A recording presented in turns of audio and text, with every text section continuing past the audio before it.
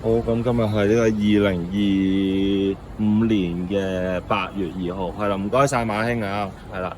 咁呢一套咧係一個 Costco 嘅日本頂巴，係啦，咁作用就係可以強化個車過彎嘅穩定性，係啦。因為我冇換胎冇換成，係啦，咁加咗呢個咧應該好啲嘅，係。好，咁頭先師傅個情況咧就係話，因為呢個車嘅車架係中空嘅，咁所以咧如果加咗呢一條頂巴咧，其實就可以喺轉彎嗰陣咧，咁將個車嘅動能其實由車架嘅一邊傳去另一邊，係啦，咁就強化翻個穩定性。係啦，咁而家咧就要先拆咗個前車窗先啦，係啦，因為要拆咗個車窗咧先裝到嘅。好，咁而家咧就慢慢鬆開佢啦。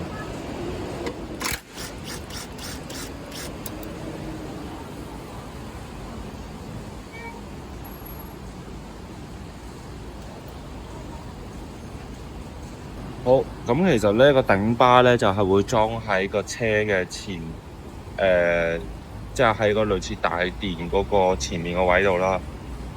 係啦，咁其實咧就係作用咧，其實就係好似頭先咁講，咁其實就係將個車嘅動能咧，咁其實就係由車架嘅一邊傳去另一邊。係啦，咁你見到咧，其實佢係要拆開，即係呢兩個位先個螺絲，咁然後咧就再on top 加上去嘅。咁其實我諗拆裝嘅過程就唔算非常之複雜，係啦。咁但係咧要留意就係裝螺絲嗰下，因為都好容易跌咗螺絲帽落去。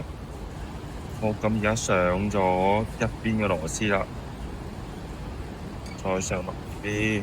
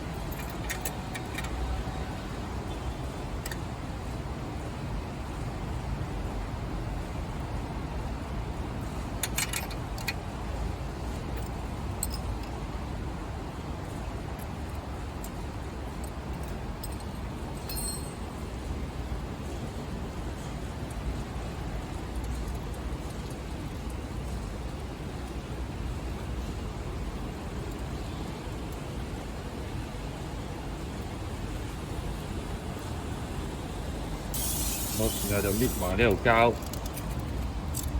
咁就搞掂啦。嗱，呢個 MIJ 嘅 Costco 係咁聞説咧，就係話有仿製嘅，咁所以大家買嗰陣咧都要留意翻牌子。好，咁我哋第一個位咧會試嘅咧就係屯門公路近住呢個青山公路嘅拓海灣係啦。咁點解會有拓海灣呢個名稱咧？咁其實最主要咧就係佢都係個交通黑點嚟嘅。咁好多人咧都話嗰條路咧揸下咧，其實架車咧會不自主咁有啲漂移嘅狀態啦，係啦，咁就令到呢個交通意外頻生。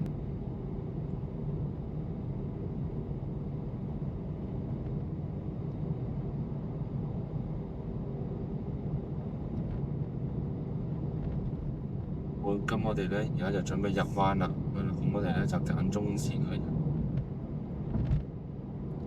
咁暫時咧隻車咧感覺上係定嘅，只不過咧因為呢個彎咧就唔係太過急，咁所以咧就唔會話見到成架車會跑出嚟嘅情況。咁我哋陣間咧，即係會再揾啲急彎咧，我哋再試一試嗰個路面嘅情況。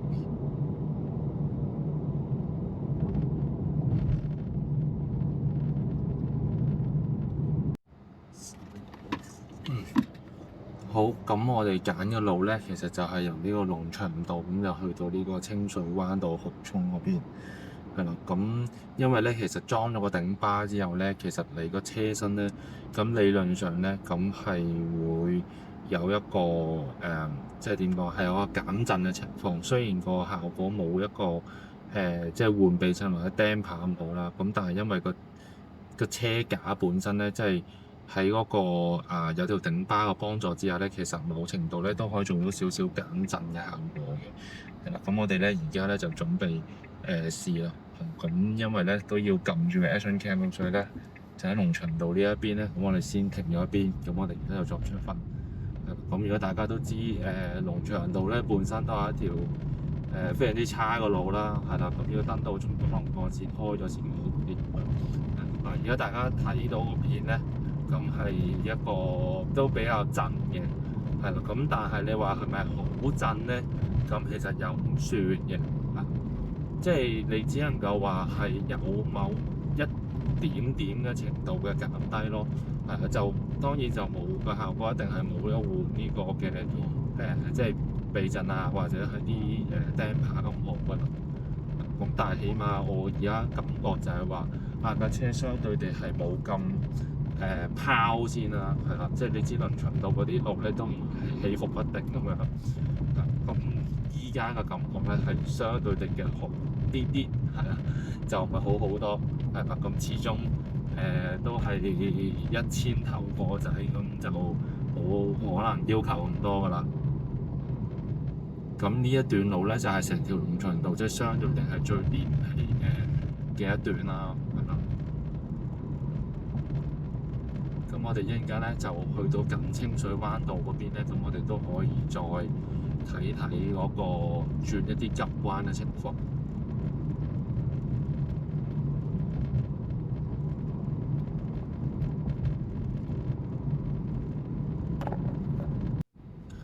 好啦，咁而家嚟到呢個清水灣道啦，咁而家咧就係向呢個西貢嘅蠔涌方向，係啦。咁呢度咧，如果大家有啲印象咧，喺轉彎落去呢個西貢個位咧，其實有個非常之急嘅彎，係啦。咁呢個位咧，我覺得係一個非常之即係唔錯嘅一個試點啦。咁其實就係去睇下個即係加咗頂巴之後，咁其實喺嗰個過彎之後嘅車會唔會好拋啦？係啦，咁咧依家咧我哋就距離個彎位唔係爭好遠嘅啫，係啦。咁因為今日咧都天氣都還可以，係啦，咁所以都專登抽咗個時間，咁就係喺呢一度去試，係啦。如果唔係咧，其實我就諗住去即係個將藍隧道嗰度都有個急彎，係啦，因為之前咧我都曾經喺嗰度試過，係有嗰啲類似漂移嘅情況，係啦，咁但係咧，依度咧即係室外嘅情況就會影得比較清楚啲，係啦。咁而家見到咧，其實彎路都開始比較多，係啦。咁我前面咧喺車前面，其實大家見到有支即係香油啦，係啦。咁你都可以睇到嗰個即係可以當一個水平尺咁樣，你睇下。其實個彎位其實有幾大嘅，係啦。而家呢度咧開始啲彎位咧就越嚟越多啦。咁其實我轉去呢啲比較大嘅S 型彎咧，咁其實個車係相對就真係 smooth 咗，係啦。咁而唔係話我會成架車跣出去咁誇張咯。係啦，咁個急彎咧都差唔多啦。咁我哋咧就轉去另一邊。於300米向左急轉，駛進西貢公路。大家都聽到啦，係啦，就會向左急轉。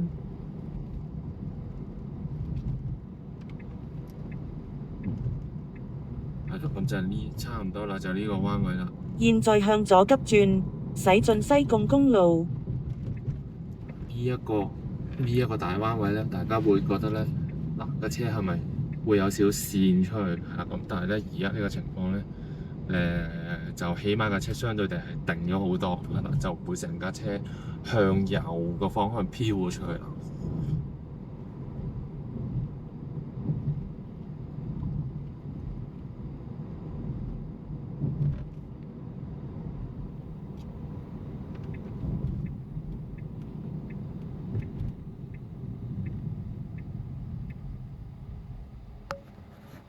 然後於第2個出口駛出。好啦，咁我哋咧就最後嚟到呢個迴旋處啦。咁咧呢一個急彎咧，於200米轉左駛入蠔涌路，然後你的目的地將會在右面。好啦，咁我哋差唔多到呢一個蠔涌車公廟啦。係啦，咁呢度咧亦都係即係以前亞視嘅。現在轉左駛入蠔涌路。係啦，咁就係啦，亞視啊真係永恆啊呢鋪嘢。好，咁我哋就到啦。現在你的目的地。咁至於嗰個 CarPlay 係點樣做咧？係啦，咁其實因為呢一個 HUD 咧，咁其實本身咧佢都可以支援翻 Apple 嘅 CarPlay function 嘅。咁至於咧，亦都有好多人會問啦。咁其實喺呢啲HUD 上面係咪可以顯示嘅地圖咧？咁答案係可以嘅，係啦。咁其實只要將你嘅手機啦，咁連接咗啲 Apple 嘅 iPhone，咁係用 CarPlay 嘅形式去升咧，咁其實可以用翻 Apple 自家嘅地圖啦，同埋就係用翻高德嘅，係啦。因為Tesla 本身跟個 Google 地圖其實有時都麻麻地，係啦，都試過有幾次咧係導咗去。即係一條唔啱嘅路線，咁我哋要做話咧，其實咧就只要喺呢度啦，係啦，咁大家可以喺個 CarPlay 呢個 setting 咧，係啦，咁我哋去 connect 翻呢個 CarPlay，係啦，咁其實 CarPlay 咧就要喺 Apple 嘅 iPhone 嗰度咧，咁其實亦都要開翻嗰個藍牙去做翻個配對，咁同埋咧要開埋個 Siri 嘅 function 咧，你先至可以做到嘅。咁喺架車嗰度配對完藍牙啦，咁記得喺個車機裏面咧，咁就揀翻個connection mode 啦，咁就用翻個 CarPlay，係啦。咁其實咧，如果我哋重新揀完個 CarPlay之後咧，佢會 reboot 一次嘅 system 嘅。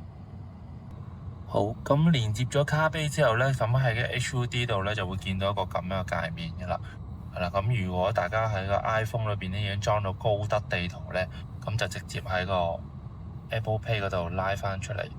係啦，咁我哋喺呢一度咧就撳翻高德地圖嗰個顯示，係啦，咁就直接可以用翻個高德噶啦。咁喺呢度咧，其實我哋而家睇到我而家個位置咧，咁其實就係近住呢個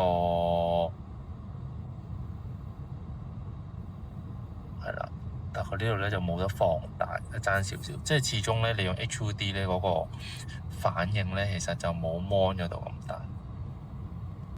好，咁而家大家睇到個位置就係喺紅磡嘅海逸豪園嗰度。咁其實咧亦都可以好似普通嘅高德地圖咁樣啦，去做翻個導航啦。係啦，咁如果假設就係話我要去導航嘅話，咁其實喺呢度咧就校翻自己嘅地點。係啦，咁係大家睇到而家佢實際導航嘅效果。係啦，咁佢係連紅綠燈個秒數有幾多都可以睇到嘅，係啦，咁啊真係幾方便呢一個。好啦，咁今次呢段改裝片咧，咁暫時就去到呢度先，係啦。咁其實我應該都仲有一段，就係講緊要加個頂巴去強化過彎嘅操縱性啦，係啦。咁同埋咧，如果大家有留意到我呢個 S3XY button 咧，咁可能有機會都會講下嘅。好，咁就希望大家可以多多支持我 channel 啦 ，like、subscribe 同埋 share 俾更加多人，係啦。咁希望總有一日呢架車真正嘅主人會翻嚟揸佢啦，係啦。其實我整咁多嘢都係希望，即係我自愛總有一日能夠翻嚟去揸呢架車。好，咁就多謝大家收睇先，拜拜。